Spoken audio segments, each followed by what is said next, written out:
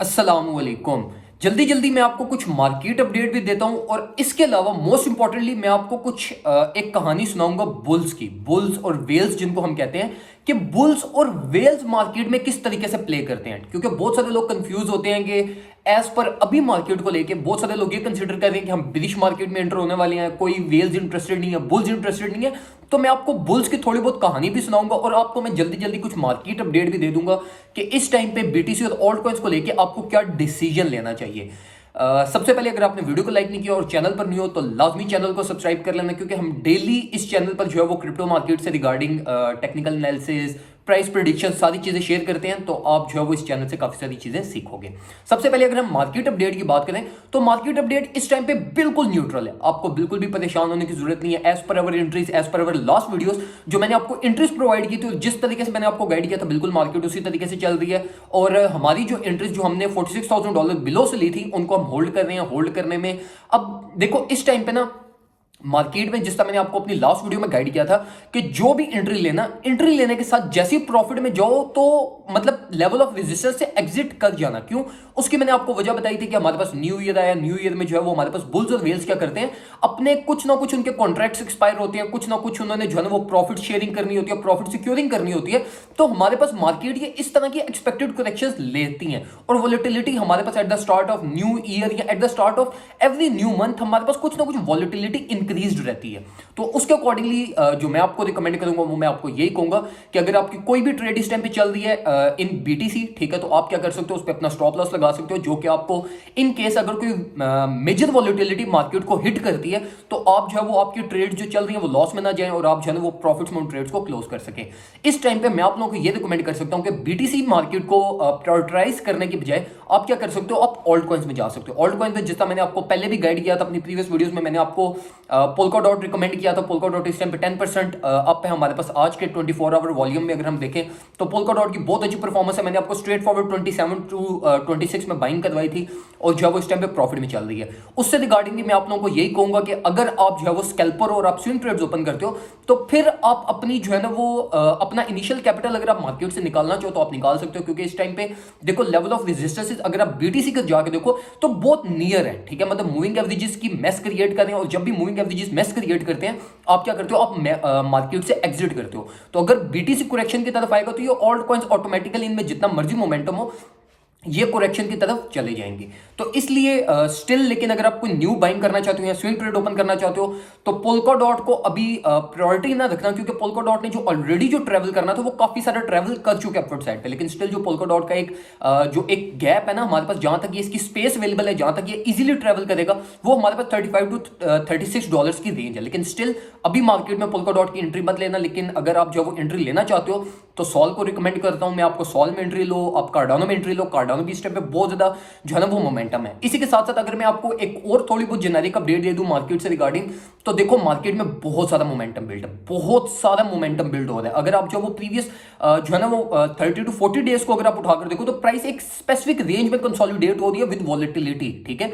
तो जब ये इतनी वॉलेटिलिटी और इतनी कंसोलिडेशन हमारे पास हो जाए हाई टाइम फ्रेम्स पे, तो ये चीज याद रखना कि मार्केट किसी ना किसी एक साइड पे एक्सप्लोड कर जाती है, ठीक है। तो इसलिए जो है ना वो बेस्ट केस सिनेरियो के लिए मैंने ऑलरेडी आपकी जो है वो हमारी ट्रेड्स कुछ सक्सेस में चल रही हैं, वो मैंने आपको होल्ड करवाई है, जिसका हमने स्टॉप लॉस लगाया हुआ है। लेकिन ये चीज याद रखना कि हमारे पास जो है वो सारा पोर्टफोलियो थ्रो इन मत करना, क्योंकि जो ये मोमेंटम बिल्ड हो रहा है ना ये अप साइडवेज दोनों साइड पे एक्सप्लोड हो सकता है। अगर इधर वे अपवर्ड साइड पे एक्सप्लोड होता है तो गुड फॉर यू, जो आपकी ट्रेड्स चल रही है, जो आपकी होल्डिंग है वो आपको प्रॉफिट देंगी। और इसी तरीके से अगर ये डाउनवर्ड साइड पे ब्रेक डाउन करता है तो फिर आपके स्टॉप लॉस हैं वो आपको प्रोटेक्ट करेंगे, जो आपके लिमिट ऑर्डर्स लगे हुए हैं वो आपको प्रॉफिट्स देंगे।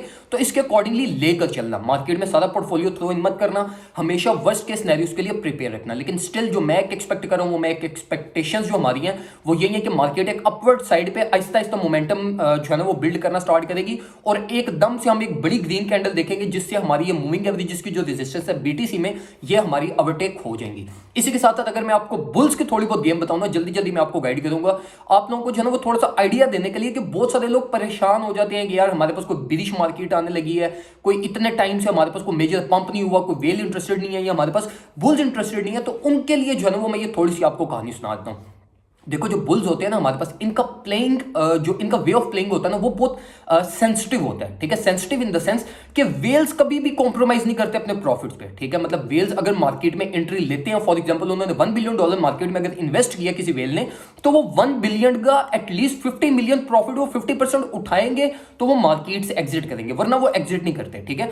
तो अभी अगर हम देखें तो जो मैक्सिमम जो वेल्स वर्क करती है ना वो करती है ईयरली टाइम फ्रेम पे, ठीक है। मतलब एक साल का पूरा वो टाइम ड्यूरेशन लेकर चलती है। एक साल में जो है ना वो पता नहीं कितनी 100 वेल्स मार्केट में आती हैं, एग्जिट करती हैं, लेकिन जो उनका एक अल्टीमेट टारगेट होता है ना, वो टारगेट होता है पूरा उनका 365 डेज का, ठीक है। तो ये चीज अपने माइंड में रखा होगा कि जब ये 365 डेज एक्सपायरी पे पहुंचती है तो हमारे पास बहुत सारे ऐसे कॉन्ट्रैक्ट्स होते हैं जो एक्सपायर होते हैं, मिलियंस ऑफ डॉलर्स वर्थ की जो है ना वो हमारे पास ऐसी ट्रेड्स होती हैं जो क्लोज होती हैं, ठीक है। इसके अलावा बहुत सारी ऐसी होल्डिंग्स होती हैं, ऐसे इंस्टीट्यूशंस होते हैं जो फंडेड बेस्ड इंस्टीट्यूशंस होते हैं, जिनका सेल ऑफ करना at the end of the year बहुत ज्यादा जरूरी होता है। तो ये जो सेलिंग होती है, इस सेलिंग की वजह से हमारे पास क्या होता है, हमारे पास ये वॉलेटिलिटी आती है। तो इस वॉलेटिलिटी ये at the end of the year ये बिल्कुल नॉर्मल वॉलेटिलिटी है, इससे आपको घबराने की जरूरत नहीं है। अब देखो जो मेजर चीज होती है ना वो ये होती है कि ये इंस्टीट्यूशंस दोबारा बाइंग कब करती हैं।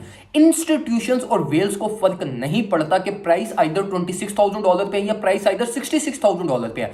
वेल्स ने अगर कोई कॉन्सेप्ट या उनके पास कोई फंडेड ऑर्गेनाइजेशन आई है जिसने इन्वेस्ट करना है, तो वेल्स या हमारे पास ये जो ऑर्गेनाइजेशन होती हैं ये प्राइस को नहीं देखते, ये जस्ट ये चीज कंपेयर करते हैं कि अगर हमारा जो प्रीवियस स्टैक ऑफ बीटीसी था जो अभी हमने सेल किया है, अगर वो हमारे पास 1000 बीटीसी था, तो जो अब हम बाय करने लगे हैं, जो भी करंट मार्केट प्राइस स्टैक चल रही है, हमारे पास चेंज ऑफ बीटीसी कितना आ रहा है, ठीक है। तो वो चेंज ऑफ बीटीसी पे जो है ना वो अपनी न्यू बाइंग करते हैं। कभी भी वेल्स कोई भी इंस्टीट्यूशन या कोई भी प्रोफेशनल ट्रेडर यूएस डॉलर पे कंपैरिजन नहीं करता। सारे ट्रेडर, सारे इंस्टीट्यूशन, उनका जो एक कंपैरिजन स्टैंडर्ड होता है, वो कंपैरिजन स्टैंडर्ड इनका होता है बीटीसी की क्वांटिटी या जिस कॉइन में भी वो इन्वेस्ट करना चाह रहे हैं वो उस कॉइन की क्वांटिटी को कंपेयर करते हैं, ना कि यूएस डॉलर को, ठीक है।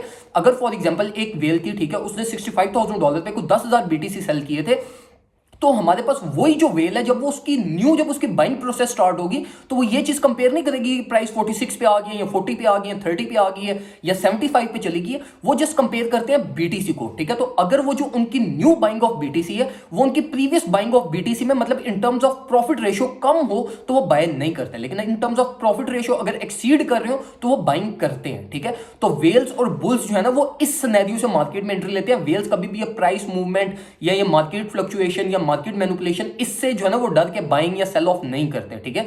तो ये जो वोलेटिलिटी हमारे पास है ये एक नॉर्मल वोलेटिलिटी थी, इससे परेशान होने की जरूरत नहीं है। स्टिल एक अप ट्रेंड जो है वो हमारे पास अप ट्रेंड इंटैक्ट नहीं है, लेकिन स्टिल हमारे पास जो मार्केट का मोमेंटम है वो स्टिल एक अपवर्ड साइड पे है। तो ये कुछ इंफॉर्मेशन थी जो मैं आपसे लोगों से शेयर करना चाहता था, ताकि आप लोग जो है ना जो लोग परेशान हुए थे उनकी कुछ जो है ना वो थोड़ी सी हौसला अफजाई कर दें कि भाई बुलिश सिनेरियो स्टिल इंटैक्ट है, लेकिन रिस्क मैनेजमेंट, पोर्टफोलियो मैनेजमेंट वो सारी आपकी अपनी प्रायोरिटी होती है, वो आपने खुद करनी होती है। कभी भी सारी बाइंग किसी एक ट्रेड में नहीं करते, कभी भी सारा पोर्टफोलियो अपना किसी एक कॉइन में इन्वेस्ट नहीं करते, हमेशा बैकअप प्लान्स, हमेशा जो है ना वो अपना कुछ ना कुछ पोर्टफोलियो वर्स्ट के सिनेरियोस के लिए आप हमेशा रखते हो। तो ये कुछ इंफॉर्मेशन थी जो मैं आपसे शेयर करना चाहता था। वीडियो को लाजमी लाइक कीजिएगा, कमेंट सेक्शन में कोई और चीज पूछना चाहते हो वो पूछो और चैनल को सब्सक्राइब मस्ट कीजिएगा। थैंक यू सो मच, मुझे दुआ में याद रखिएगा। अल्लाह हाफिज।